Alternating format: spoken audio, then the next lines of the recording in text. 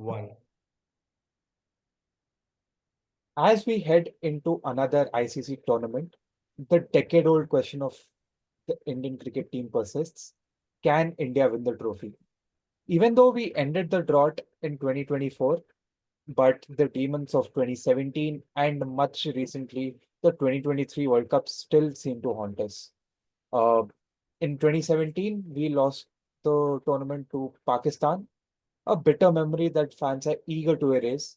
And now Pakistan happened to be the host of this Champions Trophy, bringing a whole new set of challenges. On one end, we have teams in red hot form like the host Pakistan themselves, and then we have New Zealand, who have recently won the Tri Series in their backyard. Uh, then we have some concerns related to availability for India being Jasprit Bumrah, and then for Australia being their pace trio of Hazelwood, Stark, and Cummins. Not to mention the fact that Stoinis just took a retirement. England have been blowing hot and cold, so very rather unpredictable. And the dark horses of this particular tournament being South Africa and Afghanistan. Welcome once again to yet another segment of Toast the Toss. This is your host, Sanskar Gupta, and I have, as usual, the three most eager finalists who are cricket frenzy all the time. I have with me Oreo, I have with me Aditya, and I have with me Bidhu. So, gentlemen, it's that time of the year again. Another ICC tournament we brace ourselves for. Two groups and very interesting compositions. Group A having India, Pakistan, Bangladesh, and New Zealand, a mini Asia Cup of sorts. And on the other end, we have South Africa, England, Australia, and Afghanistan. So, which group seems competitive to you? Which group seems like a group of death to you? It's open-ended. Anyone can feel free to answer this.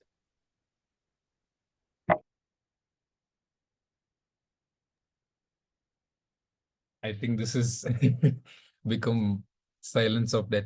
See, I think both groups are equally matched to an extent. On the surface, it looks like Group B is slightly more competitive, with Australia, England, South Africa being a good third strong team. Pakistan have been blowing hot and cold. Bangladesh, I don't have too many hopes that they will cause an upset, like they did very infamously in 2007. And Pakistan won against Australia, but they lost the Tri-Series at home. And with Pakistan, you never know. Even the 2017 edition, the first match we played against them and we thrashed them before Fakhar Zaman and a no ball enabled a Pakistan win in the final. So I would tilt towards Group B. I think they are Australia, England, South Africa are almost at par with skill level, and Afghanistan, you never know what they turn up. And if this wicket starts spinning, um, you know, Pakistan have only one spinner in their squad. That might suggest how the wickets might play in Pakistan, and Afghanistan don't have the privilege of playing in Dubai. So I don't know how spin might aid Afghanistan. So, but I would tilt towards Group B as the more competitive group.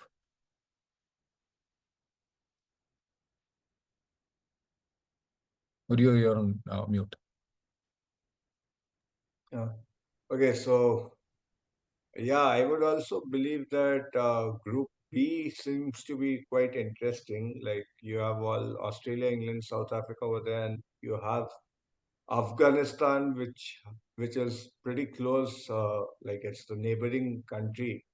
So most of their players have learned playing cricket in Pakistan, so that also comes in their advantage. They uh, they have the local home conditions, similar home conditions, so that might aid them.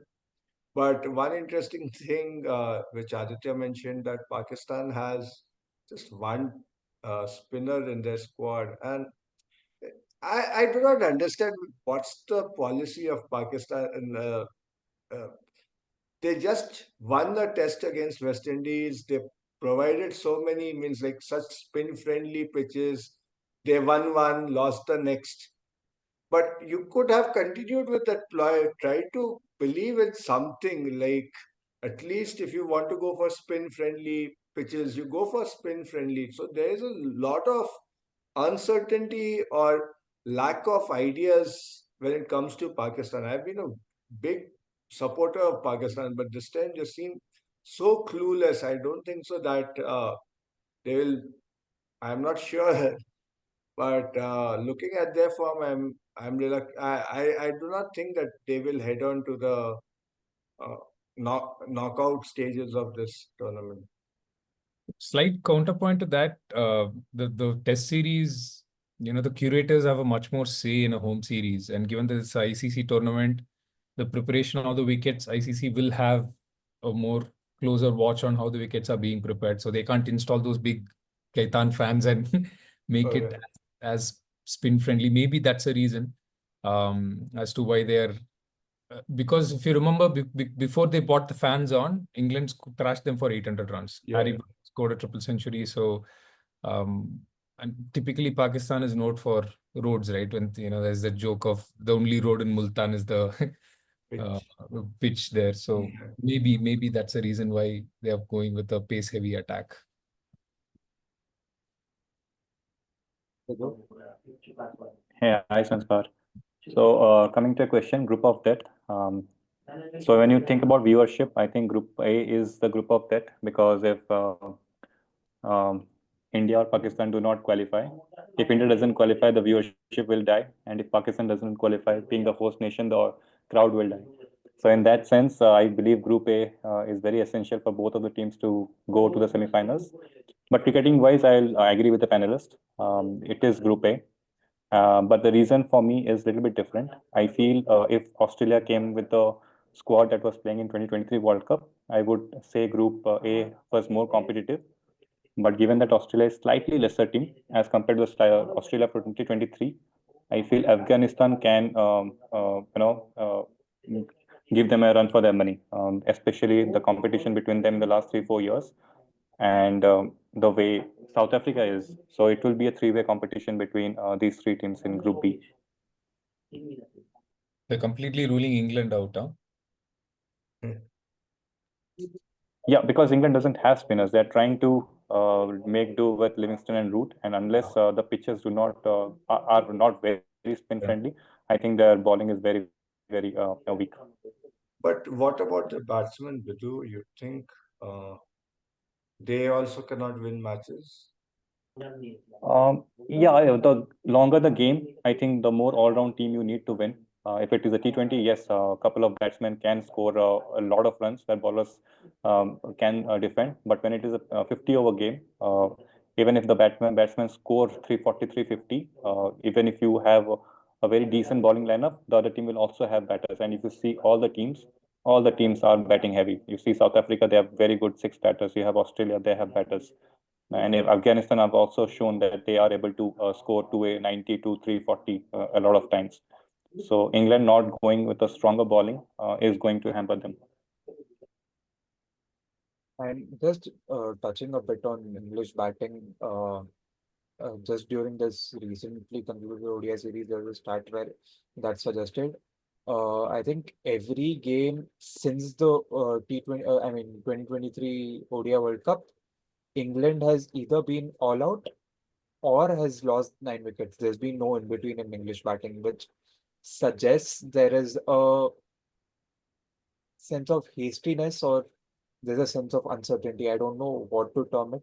Should I term it as hastiness due to that baseball template or uncertainty just because, well, uh, they don't know how to play, they've forgotten rather how to play the patient game anymore. So that's why England is a very hot and cold side, and they, at least from my perspective, they don't inspire a lot of confidence uh, contending even for semis, let alone winning the trophy.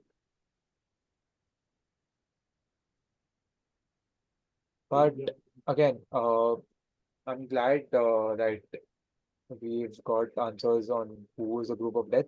For me, and from the way I see it, both groups are equally balanced for a pure reason. Now, every team has, I mean, I'm probably stating the obvious, but every team has one strong, one strength and one weakness. So if we look at Group A, I guess all teams are batting heavy. But for India, I will go on to argue that that pace bowling, which is going to be a big determinant in Dubai, is perhaps the weakest of all groups. I'll argue that Bangladeshi's pace is maybe a notch ahead of Indian pace attack at this point in time.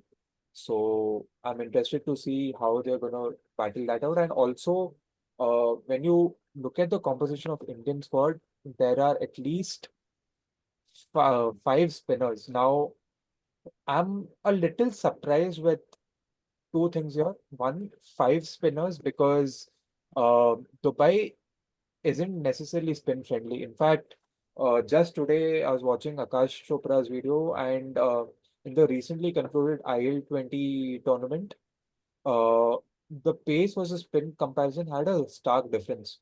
Uh, Clearly, pace was an outright winner because they trusted the captains of respective teams trusted with pace with about 360 overs, taking about 116 wickets, and with spin they only gave them about 211 overs with about 54 wickets, and the average also was about 25 when it came to pace as compared to almost close to 30 when it came to spin. So I'm not quite sure what exactly is Gambhir thinking or the think tank of Indian team is thinking, because is it their obsession with all rounders all of a sudden to strength to increase the depth in the batting, or I don't know what is with Bumrah being injured also, and Mohammad Shami just coming back to international cricket. He's not the same that he was in the 2023 ODI World Cup. I see bowling as a bit of a nemesis for Indian team this time around. What are your thoughts? Yeah, I think Gambhir, he's always insisted on having 8 batters, and we don't have pace bowling all-rounders, unfortunately. So that might be the driving philosophy of why we have so many spinners in the squad. Akshar Patel, Jadeja, Washington, all of them can double up as batsmen and spinners. But yeah, I agree to your point. Dubai, the record has supported pace, and we do have two Asian teams in the group who typically spin better. So yeah, it'll be interesting to see how that plays out. Though the quality of spin might be a little higher than what it would have been in ILT20. So hopefully that plays in our favor. One thing also you get to see, like this is I'm just telling from memory. What happens in the Dubai is that the pitches, they start off as pace friendly, but as the tournament progresses, by the end of it, they are very spin friendly pitches. Like that's what I remember. I might be mistaken over here, but also given that the format is longer than the usual T20s which we have seen over there, I think the pitches would tend to become slower as the tournament progresses. But having said that, I would have loved if all the matches were held in Pakistan. I mean, that's the hope, isn't it? Especially for the ones who've seen in the early 2000s, especially the 2004 and the 2006 series in Pakistan. And I think the last time India toured Pakistan was the Asia Cup 2008. Of course, as cricket fans, we can only speculate, sort of imagine, but only a change of heart in the current establishment can make that possible. But it remains to be seen if that happens or not. But what do you think are the chances of Indian team this time around? Let's be realistic.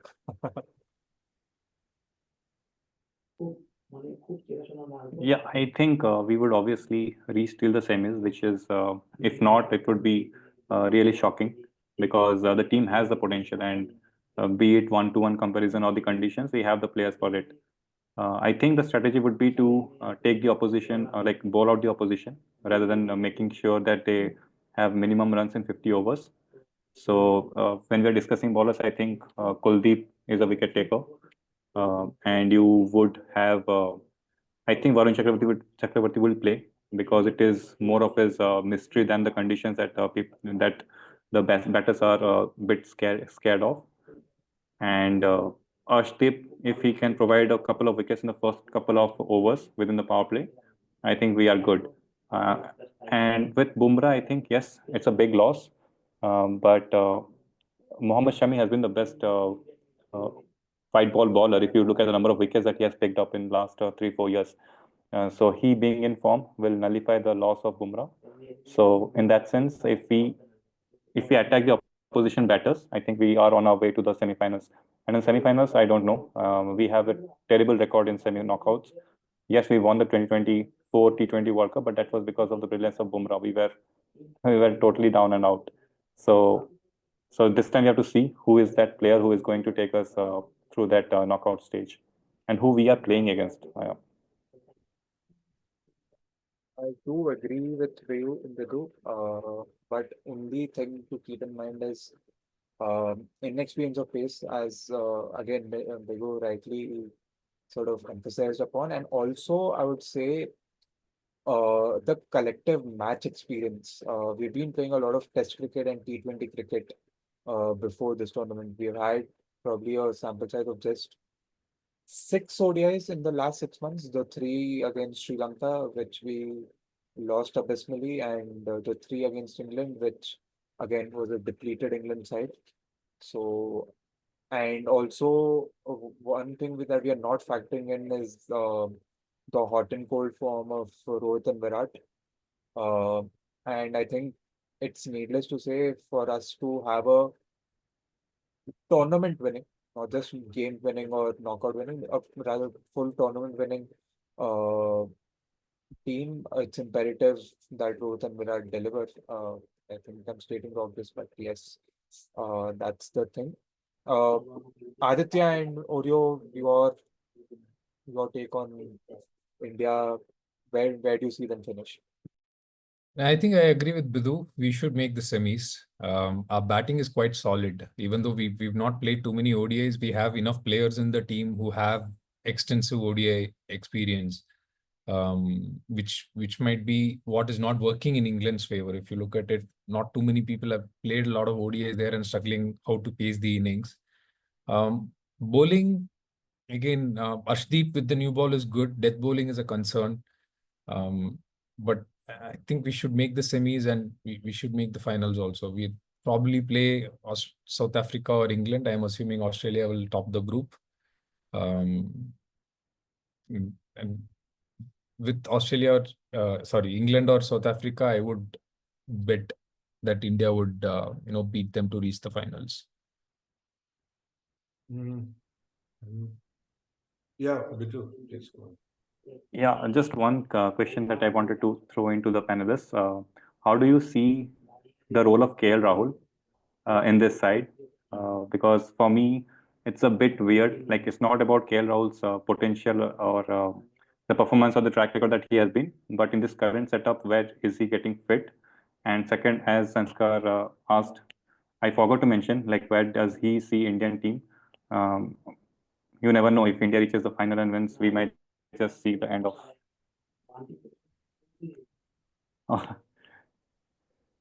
I am, uh, yes, I would love to have KL Rahul in the team. That means that Virat Kohli won't feature, but I don't think so anyone would appreciate that. Uh, Given the innumerable, he did not have a great series against England also, we, uh, in fair. So, yeah, there are doubts on how KL Rahul will fit in the squad. But I have never been a keen supporter of the Indian cricket team. And if they don't, I would, I, I think for me, the favorites would be Pakistan and New Zealand to make it to the uh, semis from Group A, and that would also help uh, that would also help the crowds in Pakistan and all that. So, like, because India is not visiting Pakistan, there's nothing much there to lose actually. for ICC, but or from a tourism perspective also.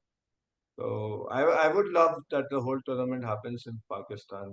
I have no A for the Indian cricket team or their supporters. Yeah, the finals is going to happen in Dubai I don't think so. because India is going to qualify. All right. But Some yeah, bold prediction from Oreo, but and thanks Oreo, because the next teams I was going to bring up on the panel was going to be Pakistan and New Zealand. Pakistan, as I mentioned earlier, red hot form, beat Australia and Australia beat South Africa and South Africa. Almost won the try series, losing the finals to New Zealand. But all in all, I think their pieces of puzzles are almost coming together. Sam Ayub missing out is one blow for them, but uh, they seem unbothered. Saj Shakil has been more or less great. But what do you think of Pakistan's chances in this Champions Trophy?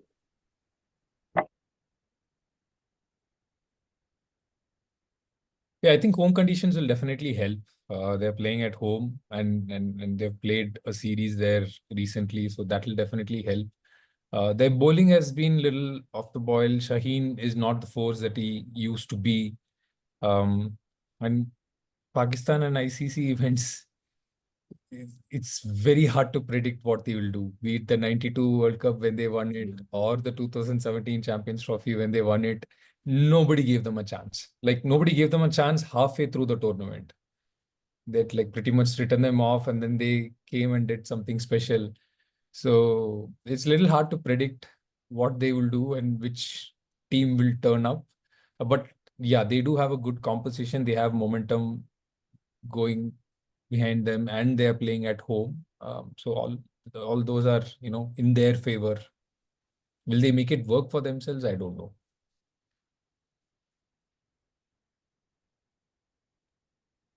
Oreo and Bidhu? I have not seen Pakistan play live, although I have tracked the scores and tracked the series. So for me, I think the last time I was seeing them was a couple of years back, and players like I don't see players like Shadab Khan, Imad Wasim, Mohammad Nawaz in the squad. So I'm not sure how this team will turn up.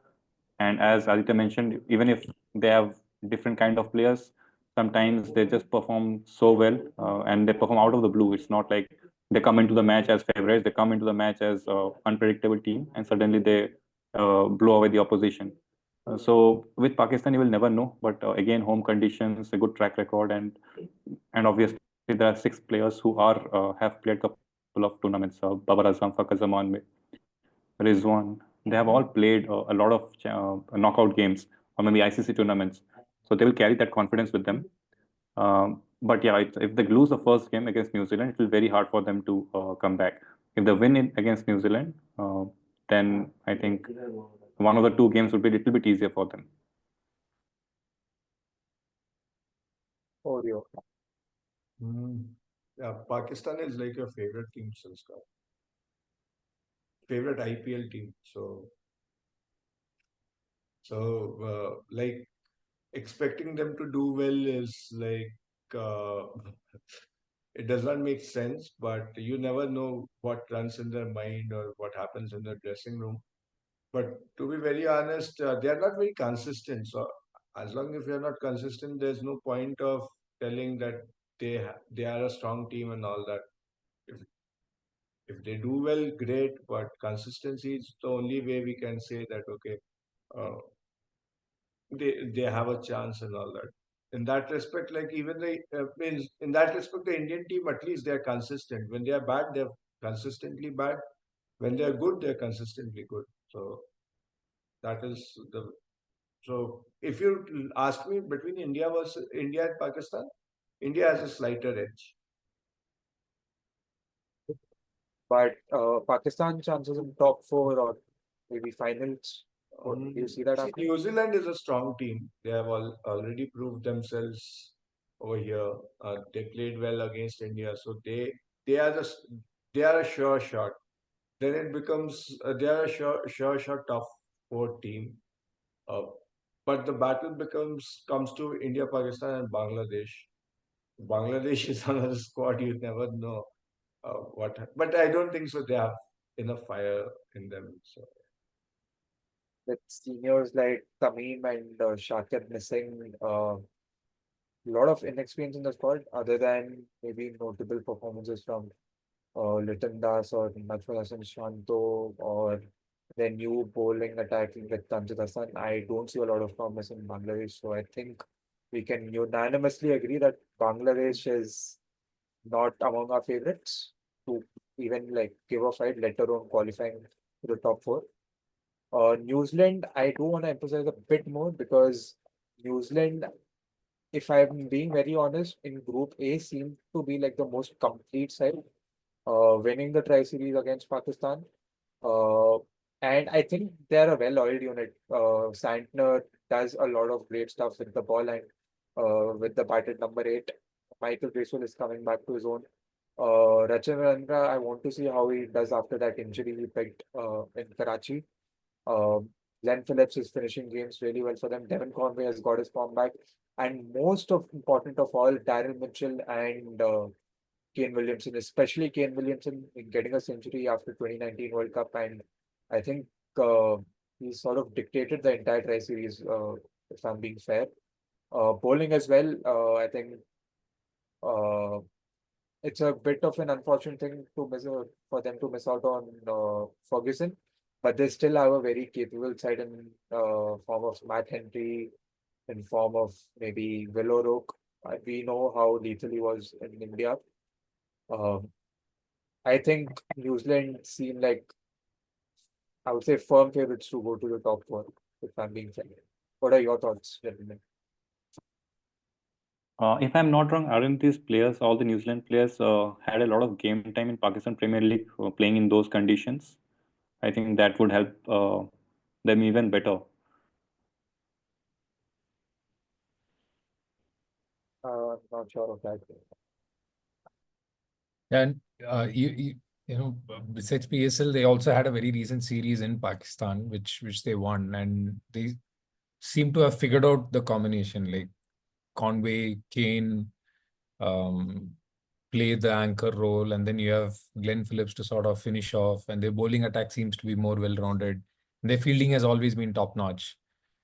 So given all those factors, yeah, I definitely back New Zealand to not just our group. I think both groups put together, if I have to back one team to definitely make the semis, it would be New Zealand.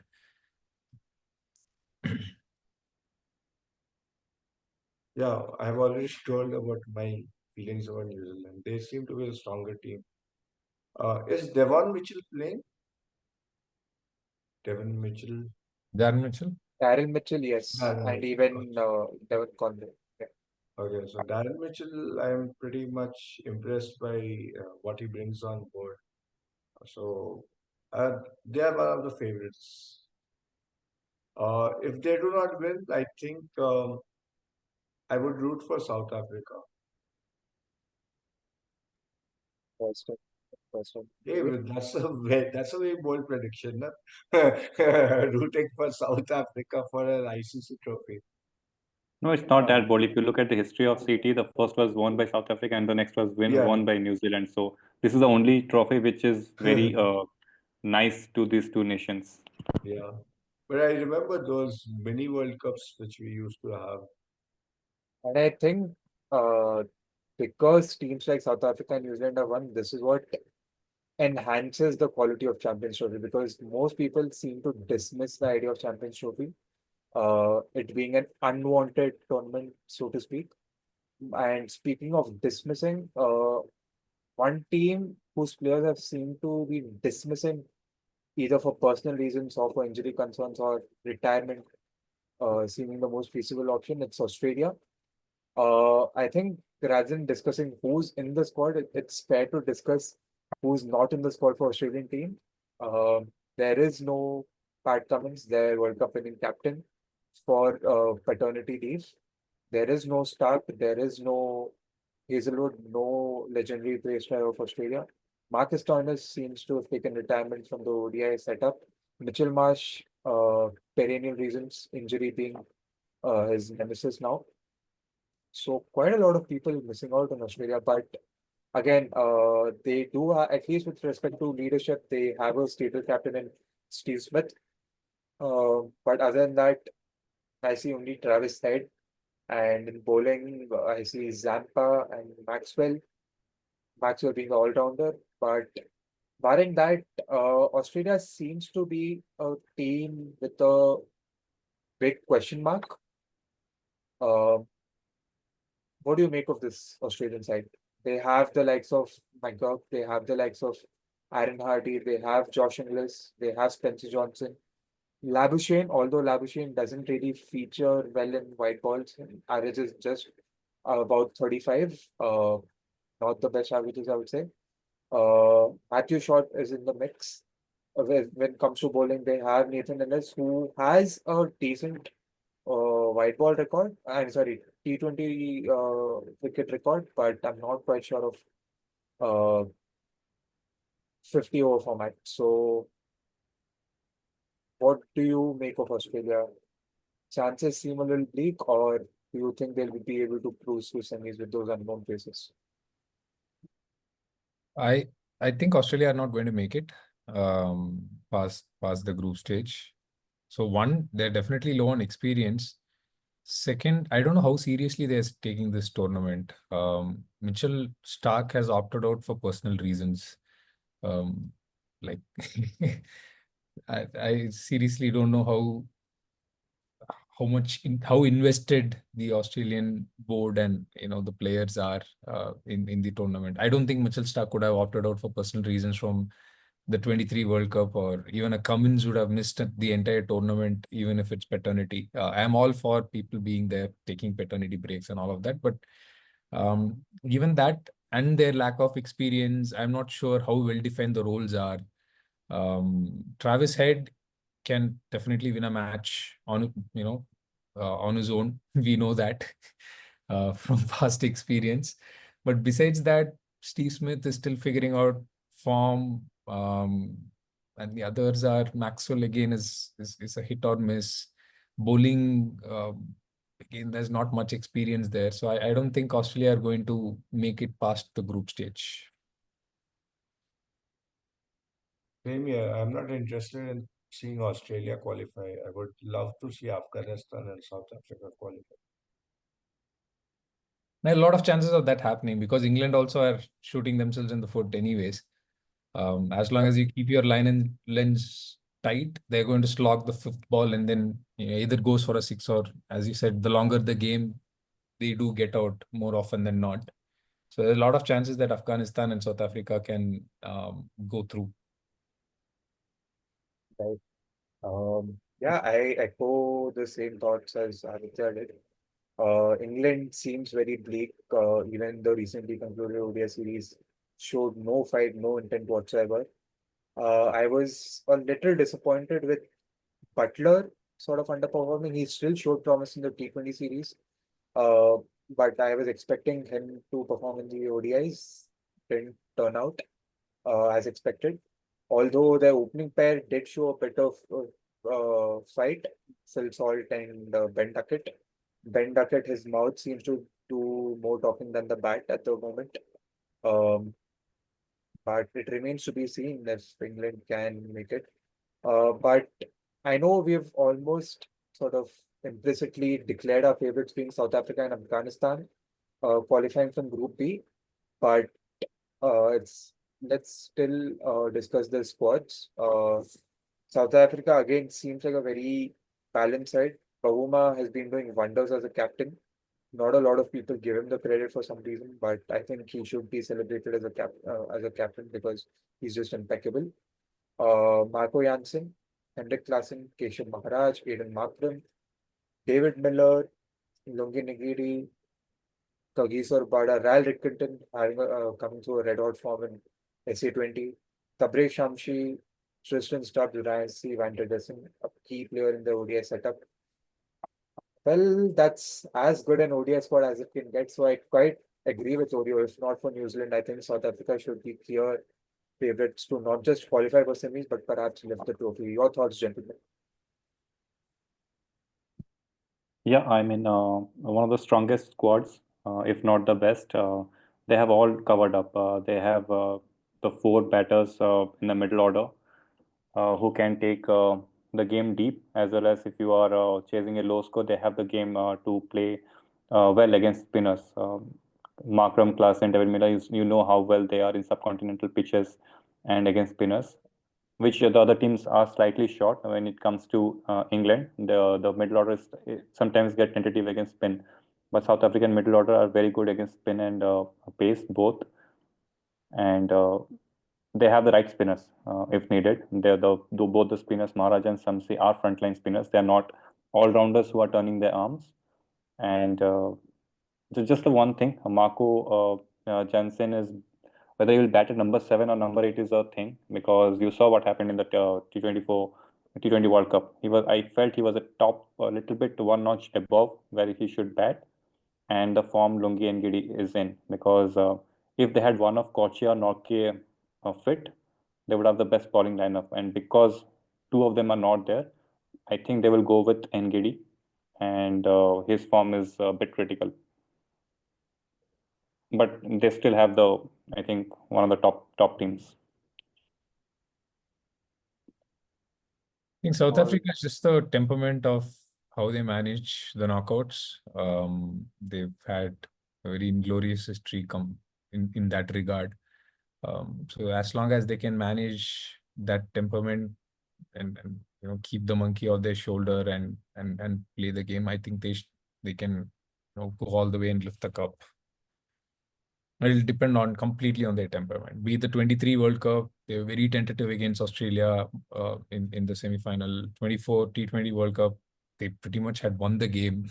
30 runs off 30 balls with 6 wickets in hand. It cannot get easier than that. So it all depends on their temperament. They're a team in form, good composition, but how are they going to manage the temperament come the knockouts will decide. Yeah. Yeah. A good point by Aditya. That's true. Even in the tri-series, they scored about 350 odd runs, and Pakistan chased it. So that shows that, yeah, despite scoring so many runs, I think they become a little laid back or placid, or they just simply don't know how to win games at crucial junctions junctures. So these are certain things South Africa has to look at it. They are clearly, uh, if you ask anyone which is your second favorite cricket team, most of us would say South Africa. Apart from your home country, like most of them would say South Africa. So, yeah, they have always been a very admired team, lovable team, but unfortunately, they don't seem to win. So that is sad for their fans. I hope they do justice to their fans and themselves, most important. And I think it's high time cricket also gets a new winner, because your big three, for how long do you expect them to win, right?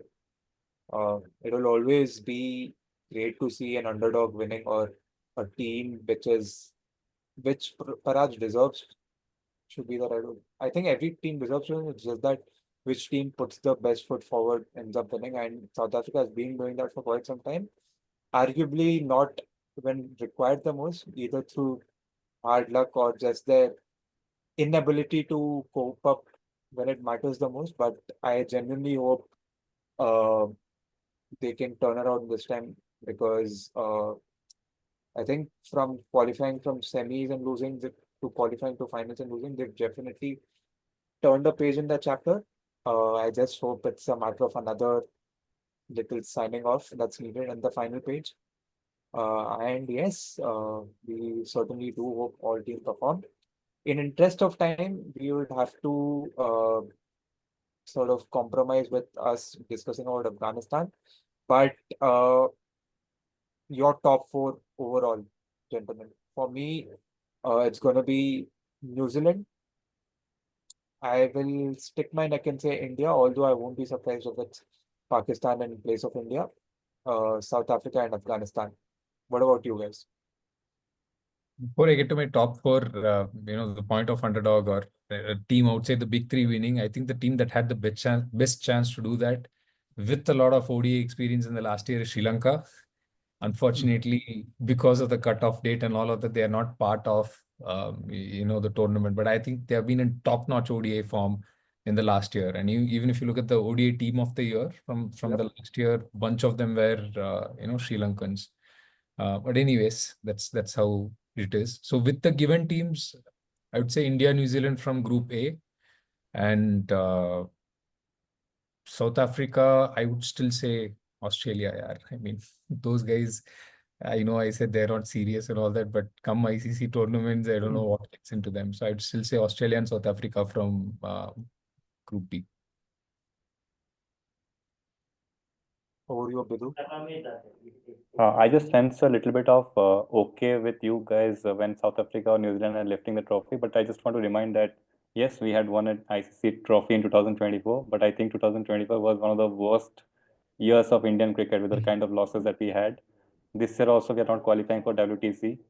Rohit Sharma's twilight years has been very rocky, both as a captain and as a batter. And Gambhir's start to coaching has been one of the worst in terms of the previous coaches. So I think India does need this win pretty badly. So I would want India to win. And along with it, if I want to pick my knockouts, I would have South Africa. I would have uh, Australia. I definitely have because see if Australia defeats Afghanistan, Australia are through to the knockouts. I'm assuming Australia will defeat England, and the fourth place would be one of New Zealand or Pakistan. Now, mine is pretty clear. New Zealand. One good thing about the India-England series was that Rohit got back some confidence with that amazing century. So I think India has a certain edge over Pakistan just because they are more consistent. So it is New Zealand, India, and South Africa, Afghanistan. Right. Bold predictions there. Let's see what pans out. Come tomorrow, we have the first game, the curtain raiser of this tournament, New Zealand versus Pakistan, happening in Karachi, and India's first game happening against Bangladesh on 20th. So we can only hope that our predictions come right. And before we sign off, I think another interesting development that is worth discussing is Ranji Trophy because uh, firstly, after everything that has happened post BGT, I think uh, Ranji has got a lot of credit, like sort of due credit because Ranji has been the epitome of developing character for most Indian Test cricketers. But now that it has sort of become a mandate, I think Ranji has been the talk of the town for quite some time. And come at the semis, we have Vidarbha and Mumbai battling against each other, and we have Kerala who qualified to semis with the barest of margins against Gujarat, and who also seem to have a dictating hold on that particular game. Gentlemen, what do you make of things happening in our domestic circuit? I Oreo. disagree. Who is going Yeah. first? Yeah, Oreo. So I disagree with your view that Ranji Trophy is regarded very high and all that. It is being regarded very high because the performances which we saw in Australia made everyone shudder and like they are wondering whether going back revisiting Ranji Trophy can help. But you had the best players from Ranji Trophy in the squad and they were not selected or they were not given a priority of any sort. Uh, Ranji Trophy per se is one of the most interesting tournaments in Indian cricket. I am not a big fan of Indian cricket team, the international cricket team, but I am a big fan of Ranji as a tournament. And this year, seeing the likes of Kerala doing really well, it is heartening, and uh, even to see a team like Mumbai, which lost to Jammu and Kashmir, and now they are, uh, and now Mumbai is still in the semis, is something very interesting.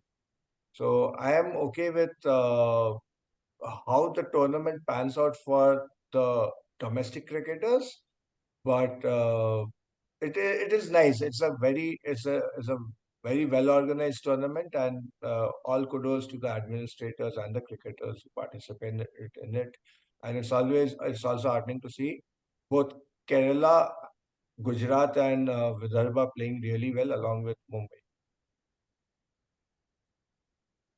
Yeah, it'll be again to one of Orio's point earlier. I don't want Mumbai to win another Ranji Trophy. Yeah. So it'll be good if it's a Vidarbha versus Kerala because they've never done it before. Final, and it seems like that's how it's poised right now. Still very early days, but it seems that's how it's poised right now. I hope they do make it through. Karun Nair again has scored runs in Ranji Trophy also. So Sanskar, hopefully we'll see him in Indian colors or Indian whites, whatever the case may be, soon. But see, I think there's still some way to go before Ranji is considered as a stepping stone to the Indian team. Just because the quality of opposition you're facing has gone down over the years. Back in the 90s, 2000s, Indian 80s, Indian players used to play Ranji very regularly. Um, it might be scheduling too many games happening, IPL and T20 as a format coming up. So I don't know how to fix that. That's up to the organizers in the administration to sort of mandate that next season. This season we did have Rohit Sharma play a game, Virat Kohli play a game, but it seemed like one of those guest appearances in a movie where they came, played, and then went. So it was not like really they played a season or really were part of the team. Um, and I would have rather had Rohit Sharma not play that game because he took the place of a youngster who was actually performing very well till that point. So I think we're still some way away. Hopefully, the next season will show us actually how serious the administration is about enforcing this dictate of players playing the Ranji and not missing games. But Uh, yeah. but the highlight of this Ranji Trophy has been the return of the cricketers, and especially um, the wrath of Virat Kohli fans. Wow, that was something incredible. I think of all the things, if I will remember the series, is that Waller taking a wicket, Sangwan taking a wicket, and another Sangwan getting scolded by the fans. That was hilarious. And the way people left the stands after Virat Kohli got out. Wow, that was something incredible actually. It's Hats off all to it's Ranji not all fans. that new, It's not all that new in Indian setup because we are used to having misplaced anger. I mean, you So wanted to he came abuse the after. Snapchat CEO, but you ended up abusing the then Snapdeal. This is a 10-year-old story, but yeah. Yeah, but you see that he came back after 12 years, and players had so many, fans had so many expectations.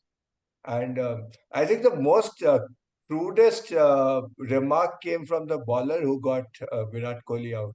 He said that even the bus driver knew how to get Virat Kohli out, but I got him out in my style. So that was very funny, actually. But yeah, great point there, Rudio. But I also kind of am interested. I had an interesting take on Aditya's POV regarding players in 90s and early 80s having played a lot of Ranji.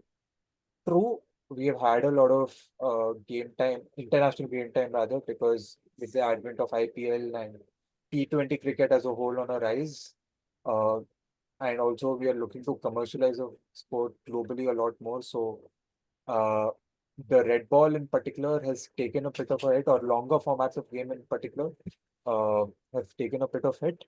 But I think this is the beginning of reviving red ball again, purely because if we now see not just in Indian setup, but also in pretty much every international setup, the T20 sides are sort of being sidelined from that of ODIs and tests. We are having different setups from different for different formats. That was not the case with Indian team for the longest of time, but now uh, with the workload management and with the priority being given to one format a little more, I think we will see a lot more of players like youngsters and even veterans playing Ranji for them to also keep their machinery running and also sort of to be relevant in the test setup or ODI setup for that matter.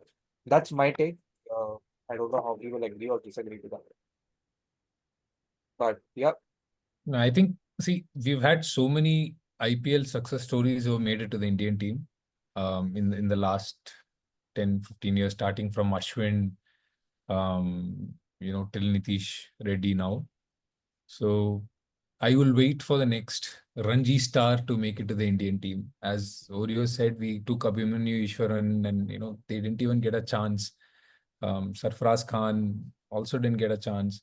So I'll wait for the next big Ranji star to make it to the Indian team and sort of establish himself. That will be the mark of success for this whole program. I feel really bad for the. See, we don't even remember the names of those Ranji players. Like there was this player from Gujarat. If someone can, his Priyank Panchal. yeah, Prayag Panchal. Uh, Great player. Well, means the way he used to dominate, and I think he helped to also Gujarat to win one of the tournaments. So he never got a chance, and you feel really bad for such performers, right? Maybe it is tough to make it, but I think there is more priority for under 19 champions and under 19 players and those players who excel at your IPL. But there's still hope. You see a Rinku Singh and all that, they have played their fair share of Ranji Trophy matches or domestic matches. So just hoping. I agree, totally agree with Aditya on this point. Uh, I'm fairly optimistic that things will change at some point. I think Ranji performances and maybe all domestic performances, not just IPL, will be rewarded because I think the current selection staff led by Ajit Agarkar made this very stern decision and an announcement that for any Indian player, for any player to be considered for the Indian cricket team, they would have to play minimum XYZ number of games. I think it was 25 or 20s or something of that sort was the criteria for them being selected. So I think this is beginning. Yeah, yeah. I have Would just you add one something? question. If India does not qualify for the semi-finals, will Gautam Gambhir be dropped as the coach? Realistically, I think they will wait till the England series, England tour. If even there doesn't seem to be any result or anything of that sort, I think it's time to sack Gambhir off, at least for the red ball.